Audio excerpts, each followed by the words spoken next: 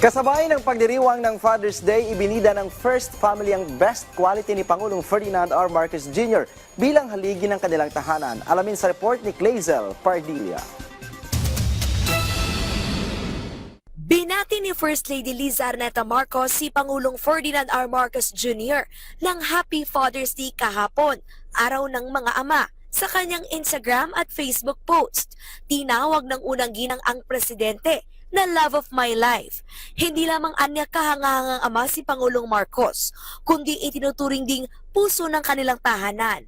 Pinasalamatan ng unang ginang ang Pangulo sa pagiging kalmado nito sa anumang gulo at pagiging hari ng kanilang tahanan. Love you forever ang sweet na mensahe ng unang ginang kay Pangulong Marcos Jr.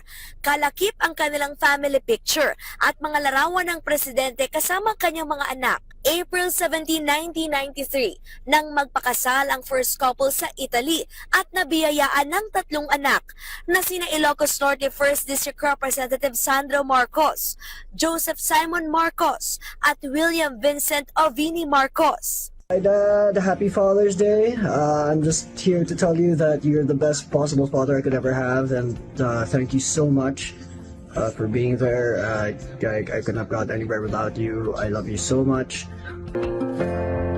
My favorite bonding moments with my dad are just the time we spend together doing something.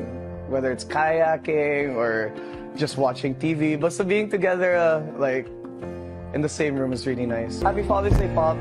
Thanks for always being there for me, and thanks for being someone that I can always look up to.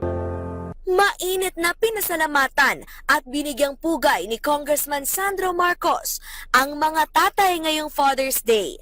Everyday heroes anya ang mga ama. Hey Pop, happy Father's Day. Thank you so much for everything that you do for the family, for everything that you do for us, your constant guidance. It's an honor for me to learn from you on a daily basis, and thank you for everything that you do for the country and for standing up for what you believe is right, for being resolute in the face of adversity.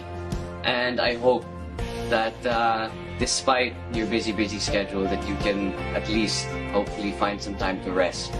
I couldn't ask for a better dad, I couldn't ask for a better mentor, and I couldn't ask for anyone better. Sa kanyang Facebook post, makikita ang throwback photo ni Sandro, katabi at nakaakbay sa kanyang ama na si Pangulong Marcos Jr. noong bata pa. Kasama rin sa litrato ang larawan ni Sandro ngayong mambabatas na siya, kasama ang kanyang ama na ngayon ay pinakamataas na opisyal ng bansa. Tampok din sa post ang picture ng kanyang lolo na si dating Pangulong Ferdinand E. Marcos Sr. Clazel Pardilla para sa Pambansang TV sa Bagong Pilipinas.